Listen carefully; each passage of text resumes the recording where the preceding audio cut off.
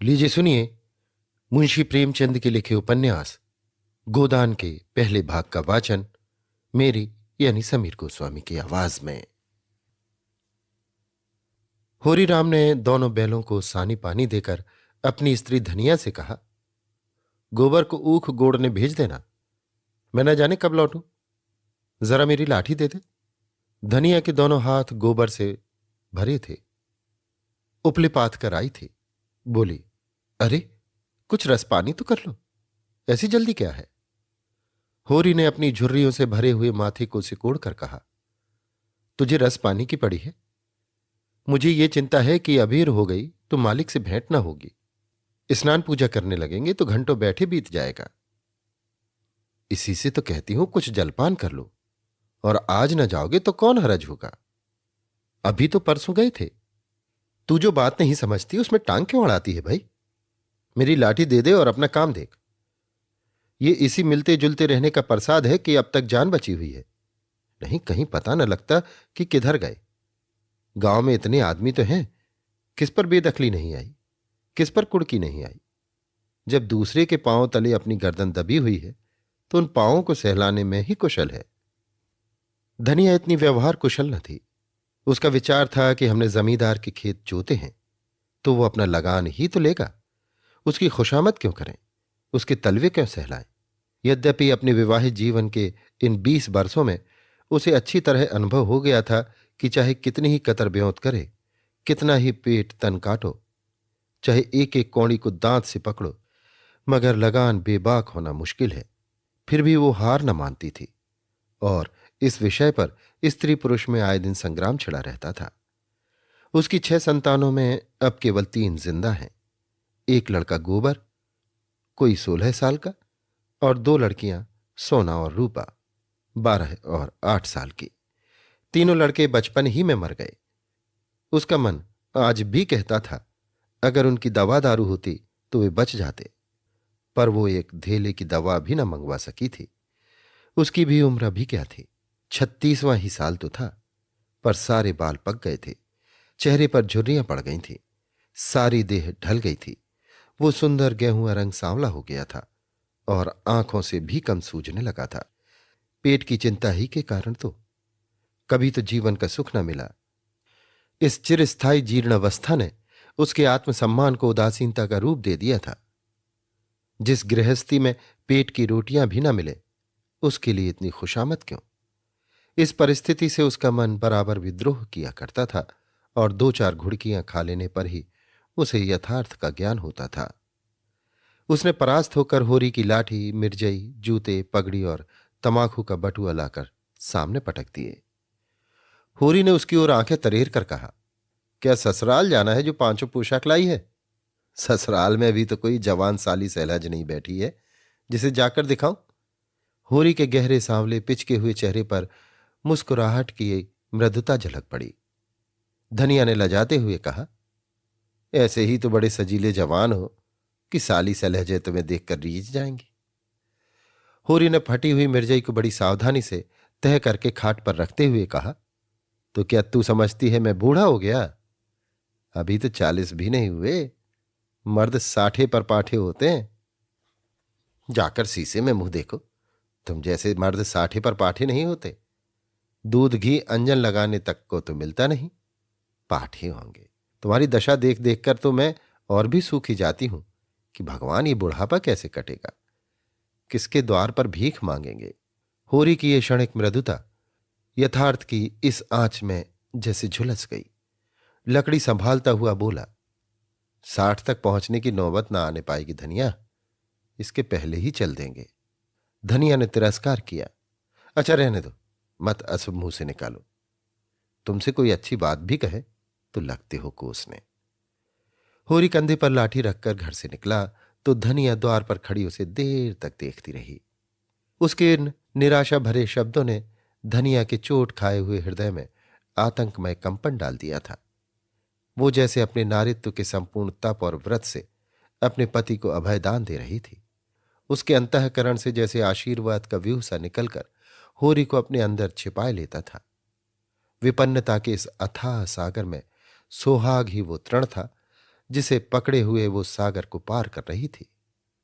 इन असंगत शब्दों ने यथार्थ के निकट होने पर भी मानो झटका देकर उसके हाथ से वो तिनके का सहारा छीन लेना चाहा।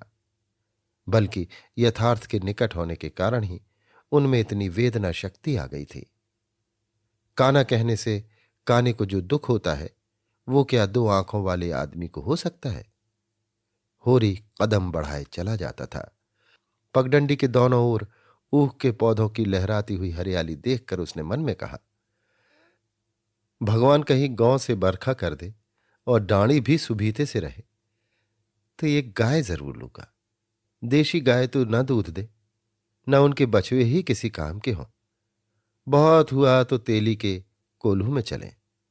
नहीं, वो पछाई गाय लेगा, उसकी खूब सेवा करेगा। कुछ नहीं तो 4-5 सेर दूध होगा। गोबर दूध के लिए तरस तरस कर रह जाता है। इस उम्र में न खाया पिया तो फिर कब खाएगा। साल भर भी दूध पी ले तो देखने लायक हो जाए। बछुए भी अच्छे बैल निकलेंगे। 200 से कम की गोई ना होगी। फिर गऊ से ही तो द्वार की शोभा है। सवेरे सवेरे गऊ के दर्शन हो जाएं तो क्या कहना। न जाने कब ये साध पूरी होगी, कब वो शुभ दिन आएगा। हरे गृहस्थ की भांति होरी के मन में भी गौ की लालसा चिरकाल से संचित चली आती थी। यही उसके जीवन का सबसे बड़ा स्वप्न, सबसे बड़ी साध थी। बैंक सूद से चैन करने या जमीन खरीदने या महल बनवाने की विशाल आकांक्षाएं उसके नन्हे से हृदय में कैसे समाती। जेठ का सूर्य आमों के झुरमुट से निकलकर आकाश पर छाई हुई लालिमा को अपने रजत प्रताप से तेज करता हुआ ऊपर चढ़ रहा था और हवा में गर्मी आने लगी थी। दोनों ओर खेतों में काम करने वाले किसान उसे देखकर राम राम करते और सम्मान भाव से चिलम पीने का निमंत्रण देते थे। पर होरी को इतना अवकाश कहाँ था। उसके अंदर बैठी हुई सम्मान लालसा ऐसा आदर पाकर उसके सूखे मुख पर गर्व की झलक पैदा कर रही थी। मालिकों से मिलते जुलते रहने ही का तो ये प्रसाद है कि सब उसका आदर करते हैं। नहीं उसे कौन पूछता। 5 बीघे के किसान की बिसात ही क्या। ये कम आदर नहीं है कि 3-3 4-4 हल वाले महतों भी उसके सामने सिर झुकाते हैं। अब वो खेतों के बीच की पगडंडी छोड़कर एक खलेटी में आ गया था, जहां बरसात में पानी भर जाने के कारण तरी रहती थी और जेठ में कुछ हरियाली नजर आती थी। आसपास की गांवों की गऊएं यहां चरने आया करती थीं। उस समय भी यहां की हवा में कुछ ताजगी और ठंडक थी।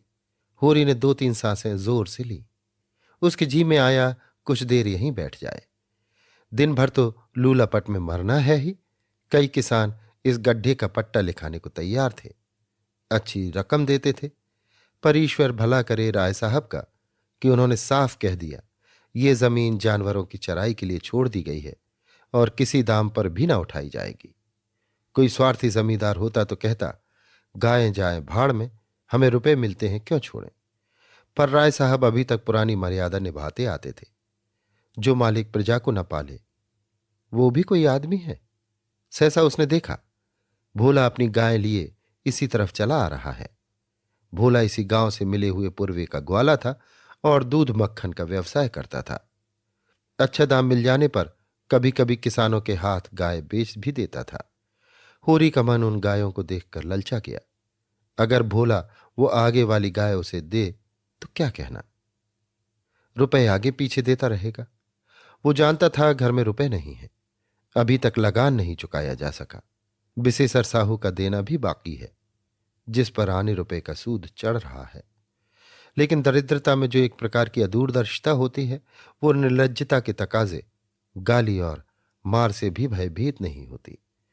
उसने उसे प्रोत्साहित किया। बरसों से जो साग मन को आंदोलित कर रही थी, उसने उसे विचलित कर दिया। भोला के समीप जाकर बोला, राम राम भोला भाई, कहो क्या रंग ढंग है। सुना आपकी मेले से नई गाय लाए हो। भोला ने रुखाई से जवाब दिया। होरी के मन की बात उसने ताड़ ली थी। हां, 2 बछियां और 2 गायें लाया। पहली वाली गायें सब सूख गई थी। बंधी पर दूध न पहुंचे तो गुजर कैसे हो। होरी ने आगे वाली गाय के पुट्ठे पर हाथ रखकर कहा, दुधार तो मालूम होती है। कितने में ली। भोला ने शान जमाई। अब की बाजार तेज रहा मैं तो, इसके 80 रुपए देने पड़े। आंखें निकल गईं। 30-30 रुपए तो दोनों कलोरों के दिए। तिस पर गाहक रुपए का 8 सेर दूध मांगता है। बड़ा भारी कलेजा है तुम लोगों का भाई। लेकिन फिर लाए भी तो वो माल कि यहां 10-5 गांवों में तो किसी के पास निकलेगी नहीं। भोला पर नशा चढ़ने लगा। बोला, राय साहब इसके 100 रुपए देते थे, दोनों कलोरों के 50-50 रुपए, लेकिन हमने न दिए। भगवान ने चाहा तो 100 रुपए इसी बयान में पीट लूंगा। इसमें क्या संदेह है भाई, मालिक क्या खा के लेंगे।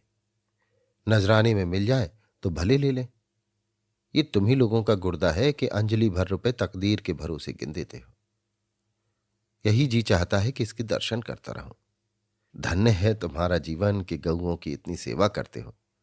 हमें तो गाय का गोबर भी मयस्सर नहीं। गृहस्थ के घर में एक गाय भी ना हो तो कितनी लज्जा की बात है। साल के साल बीत जाते हैं, गोरस के दर्शन नहीं होते।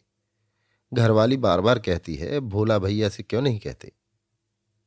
मैं कह देता हूं, कभी मिलेंगे तो कहूंगा। तुम्हारे स्वभाव से बड़ी प्रसन्न रहती है। कहती है, ऐसा मर्द ही नहीं देखा कि जब बातें करेंगे नीची आंखें करके कभी सिर नहीं उठाते। भोला पर जो नशा चढ़ रहा था उसे इस भरपूर प्याले ने और गहरा कर दिया। बोला, आदमी वही है जो दूसरों की बहू बेटी को अपनी बहू बेटी समझे। जो दुष्ट किसी मेहरिया की ओर ताके उसे गोली मार देना चाहिए। ये तुमने लाख रुपए की बात कह दी भाई। बस सज्जन वही जो दूसरों की आबरू को अपनी आबरू समझे।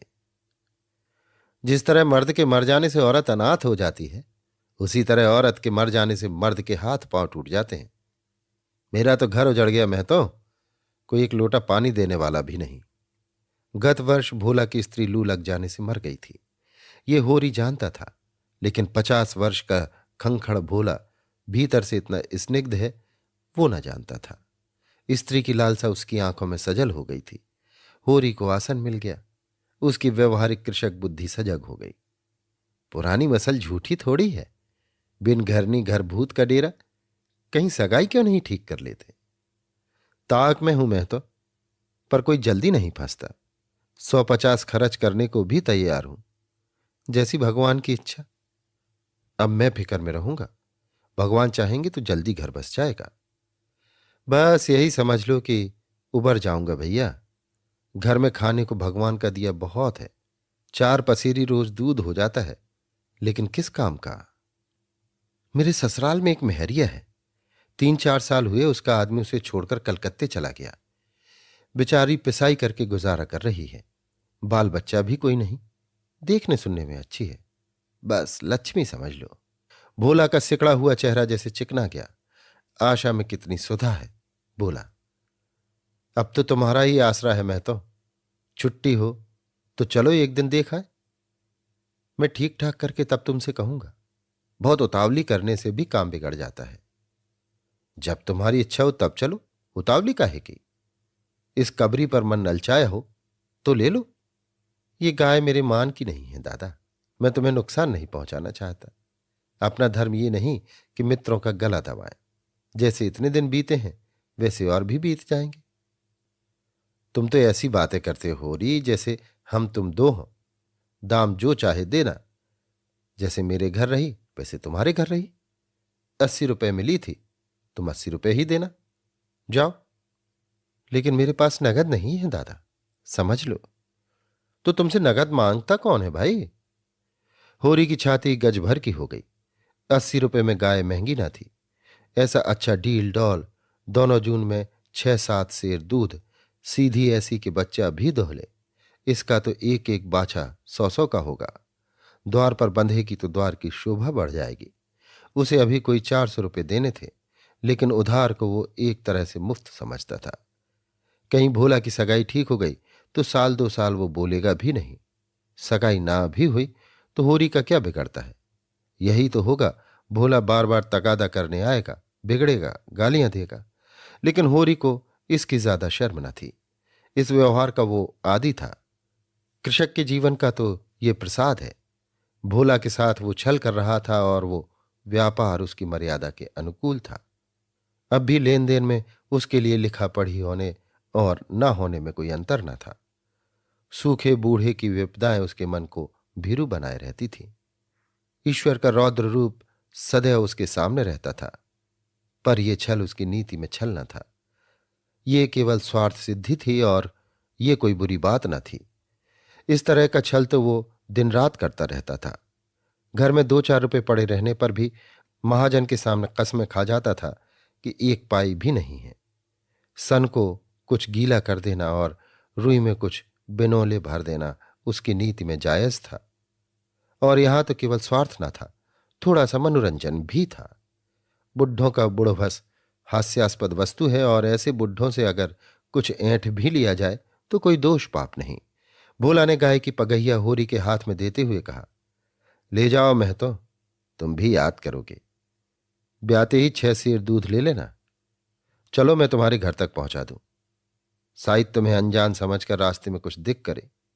अब तुमसे सच कहता हूं, मालिक 90 रुपए देते थे, पर उनके यहां गऊओं की क्या कदर।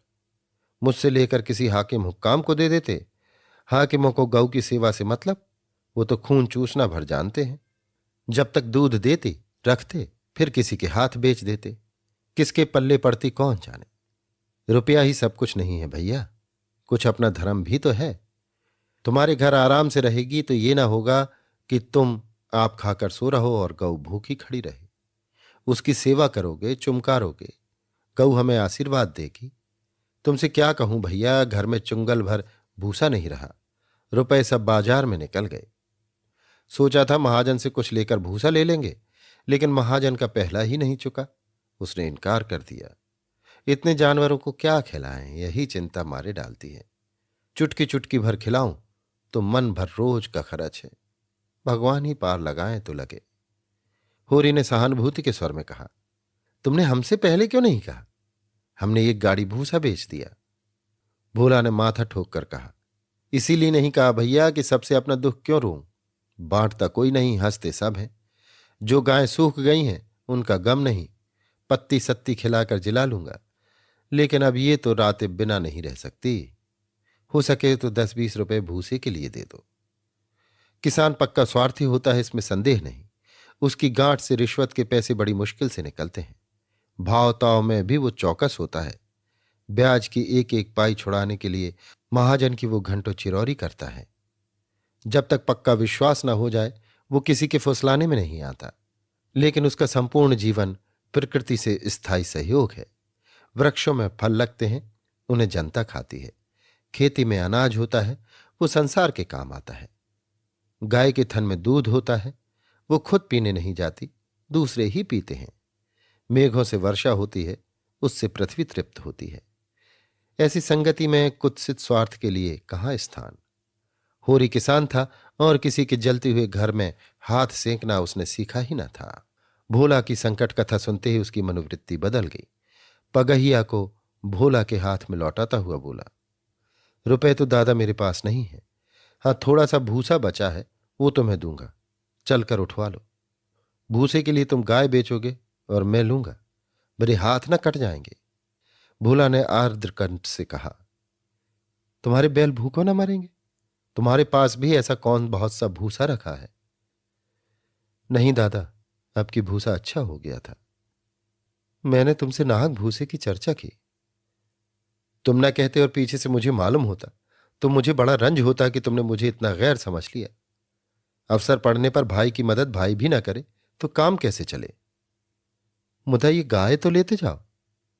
अभी नहीं दादा, फिर ले लूंगा। तो भूसे के दाम दूध में कटवा लेना। होरी ने दुखित स्वर में कहा, दाम कौड़ी की इसमें कौन बात है दादा? मैं 1-2 जून तुम्हारे घर खा लूं तो तुम मुझसे दाम मांगोगे? लेकिन तुम्हारे बैल भूखों मरेंगे कि नहीं? भगवान कोई ना कोई सबील निकालेंगे ही। आषाढ़ सिर पर है, कड़वी बोलूंगा। मगर ये गाय तुम्हारी हो गई। जिस दिन इच्छा हो आकर ले जाना। किसी भाई का नीलाम पर चढ़ा हुआ बैल लेने में जो पाप है, वो इस समय तुम्हारी गाय लेने में है। होरी में बाल की खाल निकालने की शक्ति होती तो वो खुशी से गाय लेकर घर की राह लेता। भोला जब नकद रुपए नहीं मांगता तो स्पष्ट था कि वो भूसे के लिए गाय नहीं बेच रहा है, बल्कि इसका कुछ और आशय है।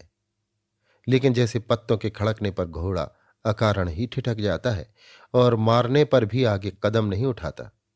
वही दशा होरी की थी। संकट की चीज लेना पाप है, ये बात जन्म जन्मांतरों से उसकी आत्मा का अंश बन गई थी। भोला ने गदगद कंठ से कहा, तो किसी को भेज दूं भोसे के लिए? होरी ने जवाब दिया, अभी मैं राय साहब की ड्योढ़ी पर जा रहा हूं, वहां से घड़ी भर में लौटूंगा, तभी किसी को भेजना। भोला की आंखों में आंसू भर आए। बोला, तूने मुझे आज उबार लिया होरी भाई।